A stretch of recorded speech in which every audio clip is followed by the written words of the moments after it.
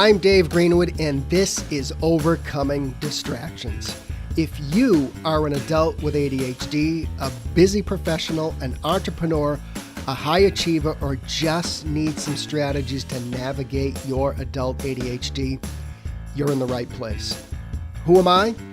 I'm an entrepreneur with ADHD and the author of 2 books, Overcoming Distractions and Overcoming Burnout. I coach and mentor people just like you, and together we navigate the ups and downs of adult ADHD. From getting out of our own way to helping people just like you thrive in the workplace. That's what I do. Want more info on working with me? Hit overcomingdistractions.com. Ready? Let's get to today's podcast.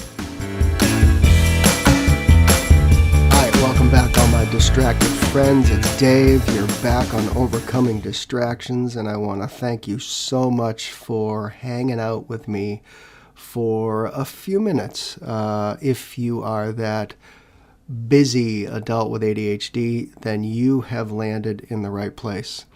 If you've been hanging out with us for a while, thank you again for coming back. If you are new, welcome. Again, this is your place. We don't talk about kids or school or anything. This is the place for you, the busy professional with ADHD. So, speaking of busy, I want to just dig right into this, because one thing I know to be true is that there are a few, at least for me, kind of secret weapons when it comes to actually getting shit done, right? Flow is my secret weapon when I need to work on larger projects that require creativity, energy, thinking, etc. In fact, and I know we've talked about this before, but large chunks of time that are uninterrupted can be one of your best friends when you have ADHD. I don't care if that's working around the house or when you're working, on a project at work. Big chunks of time uninterrupted is one of our best friends. And I don't know about you, but even sometimes if I have an appointment later on in the day, it somehow hangs over my head and I actually have trouble getting things done. So for example, say I have a meeting at like 2 p.m. in the afternoon. Sometimes for some reason that just affects my ability to get stuff done in the beginning of the day. And I don't know, it's something I need to work out, but I think you know what I'm talking about. When I know I don't have any commitments for an entire day, that is literally my sweet spot when it comes to getting stuff done, productivity. And I've used Flow to do everything from write my books, conduct larger projects for my public relations and marketing clients. And it is just, it really is my own secret weapon. So, however, you don't just sit down and just snap into a state of flow. It does take some preparation, and I'm going to go into that in just a second.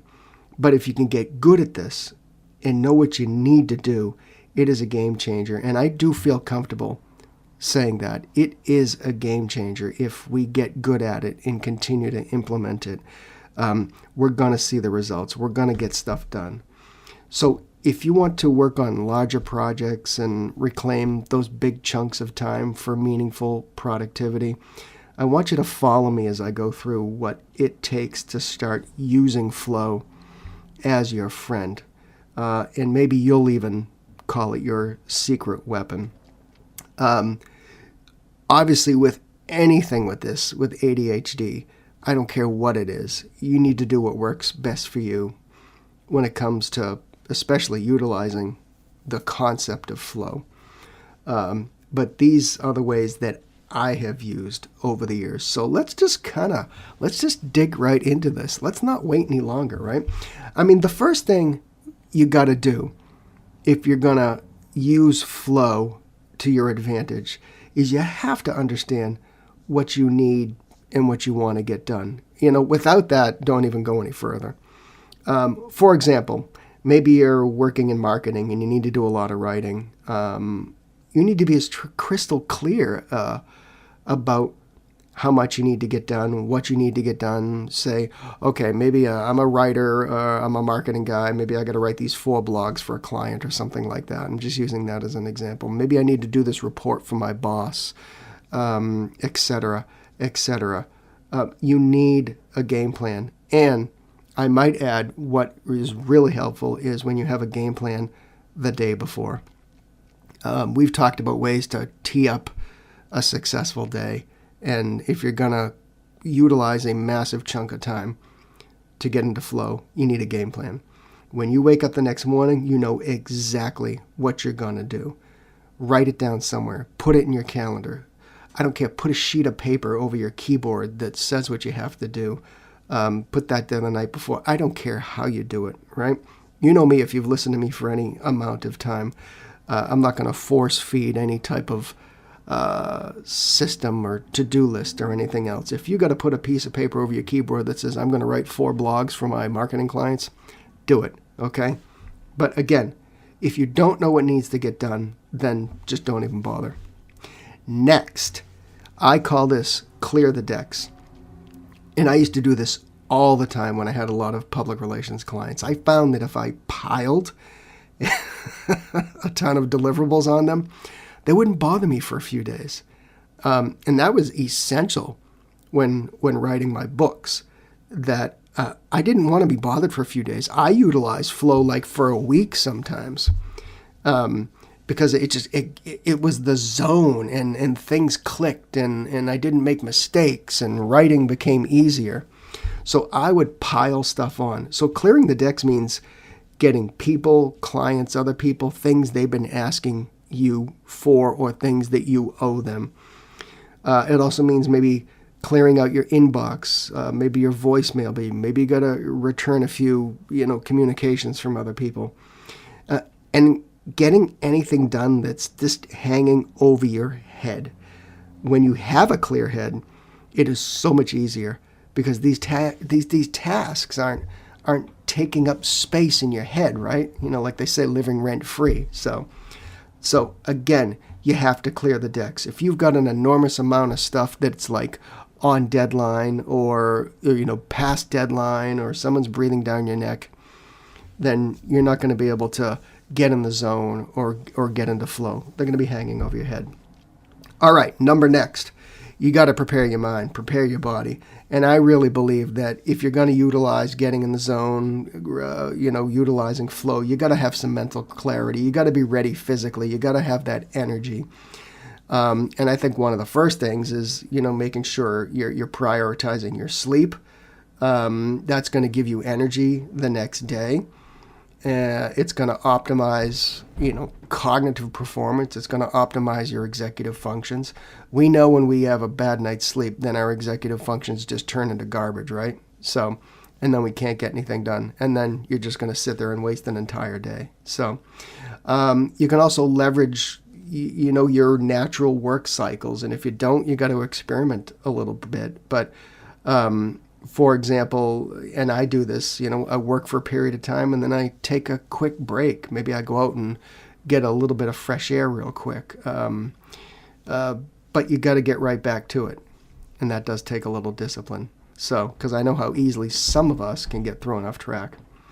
It's also, you can have more mental and physical readiness if you manage your stress a little bit.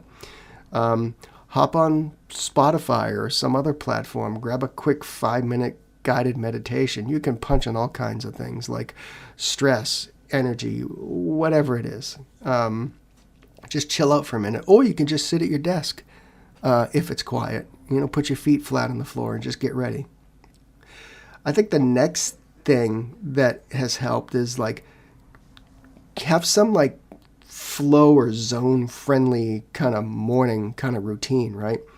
And we just talked about mindfulness or something, but and I full disclosure, I'm not like a morning gym guy, but some people love to just hit the gym in the morning. Maybe they take a quick walk. Maybe they do a little bit of meditation, whatever the case may be. Maybe you just pound down a bunch of coffee. I don't think coffee's bad for us. We shouldn't rely on it, but I will confess to that kind of being my kind of morning routine. Also, I and you're gonna think I'm high.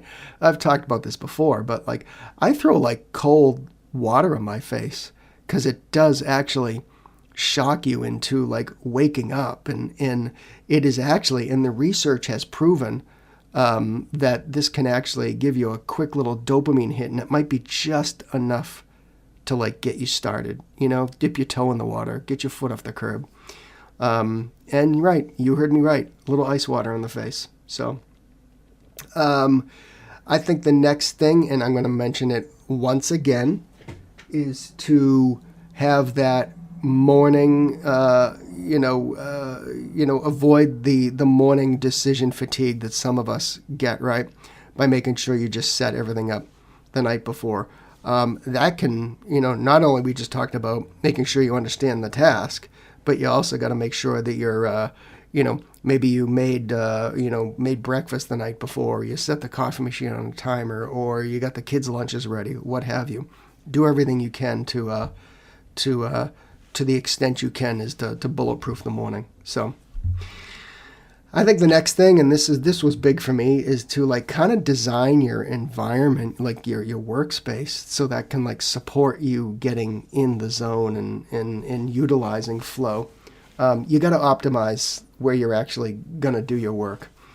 For me, that's like, reducing the clutter on the desk, because that's just stuff that like it's in your line of sight and it's always bugging you. So for example, like, you leave a pile of bills on your desk and then you're trying to do a lot of deep work. Well, guess what? You're going to keep thinking about those bills you got to pay, right? And I know the bills need to get paid. Don't get me wrong, okay? But sometimes you just need to get them out of your sight so it doesn't distract you. Some people love the noise-canceling headphones. Some people like the white noise. Some people, and I've talked to many of you, that like you're going to go to a coffee shop and work. I don't understand that. But again, you do you. But find the environment that you can work best. Next, keep any tools and anything you need easily accessible, because that's going to reduce the friction to getting things done.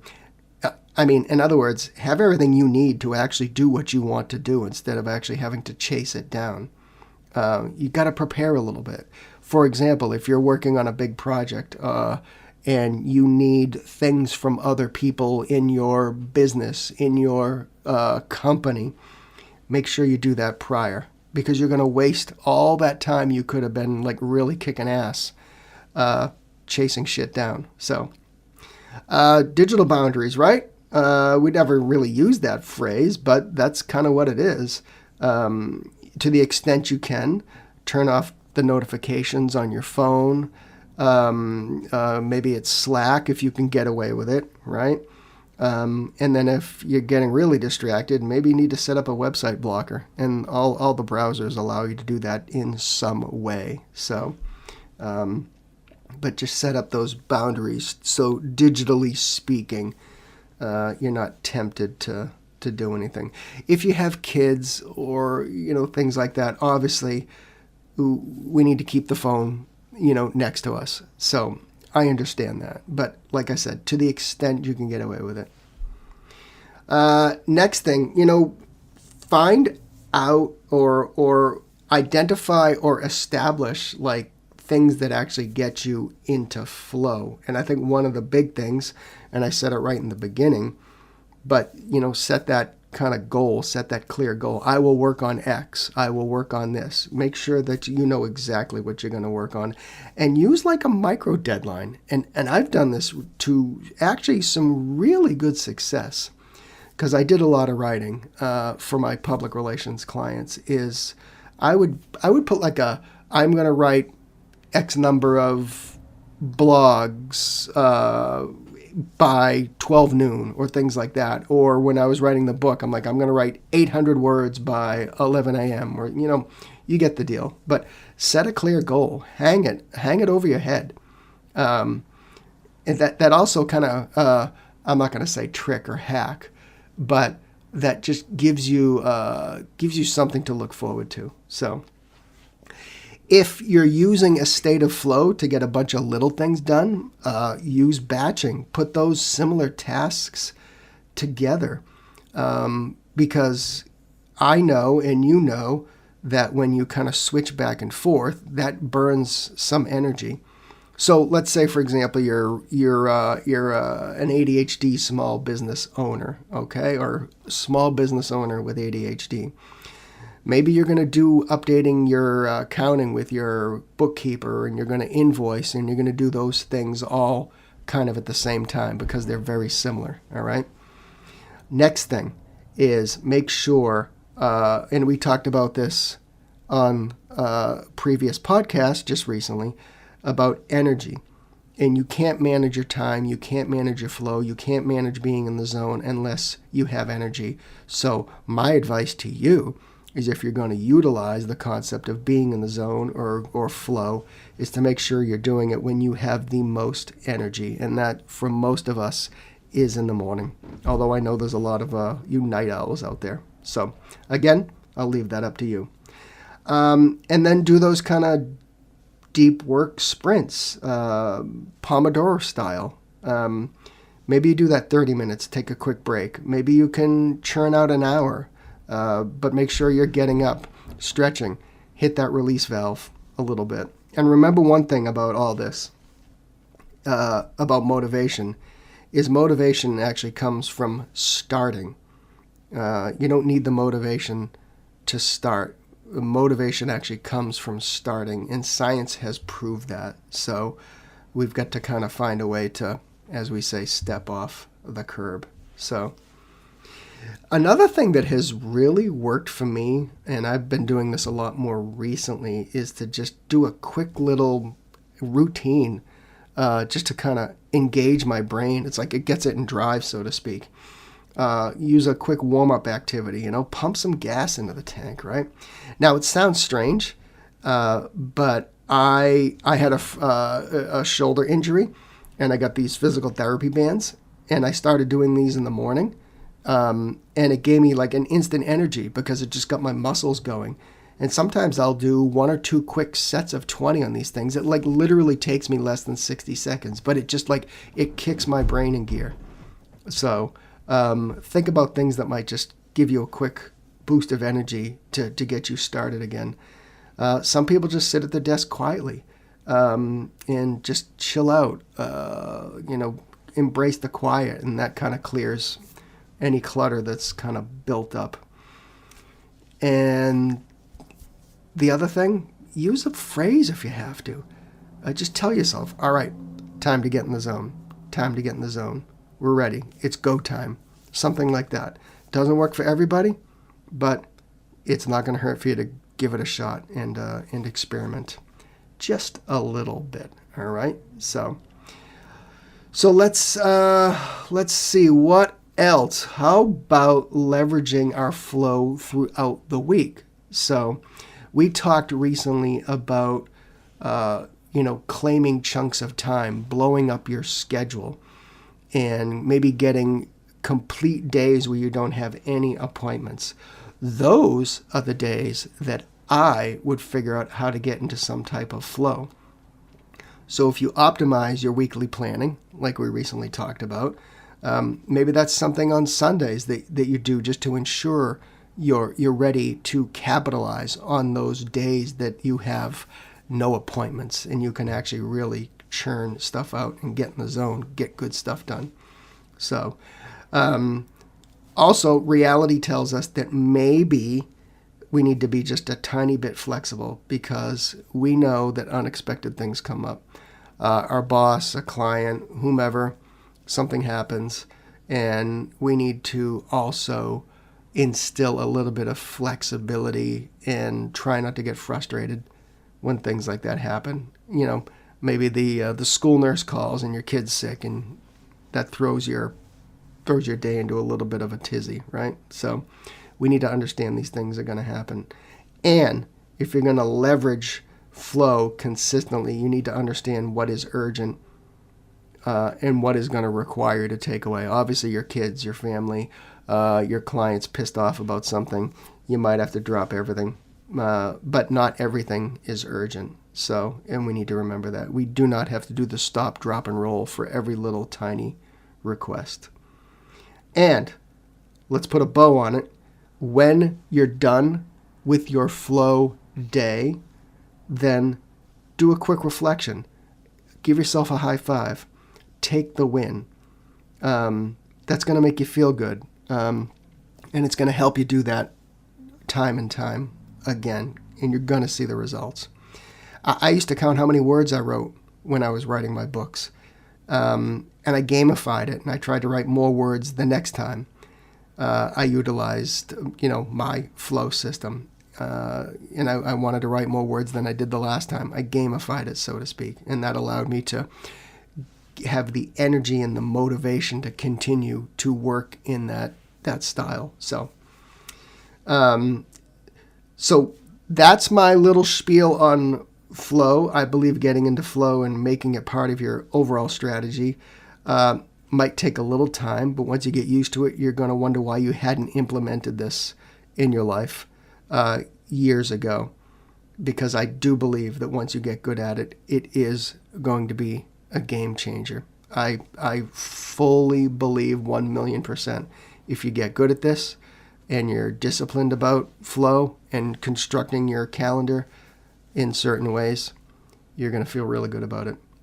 All right. Hey, if you've got some problems to solve with your ADHD brain, work, what have you, you need a little extra help, you need somebody by your side to do some problem solving, just hit my website, overcomingdistractions.com. Right on the front page, there's a little button. Click that 15-minute button. We'll schedule a quick little Zoom chat. We'll see if we're a good fit. Good fat. Yeah, right. We don't edit here. I think you figured that out now, right? So if we're a good fit, then we'll figure out how we can problem solve together. So, all right. We'll catch you next time, my distracted friends.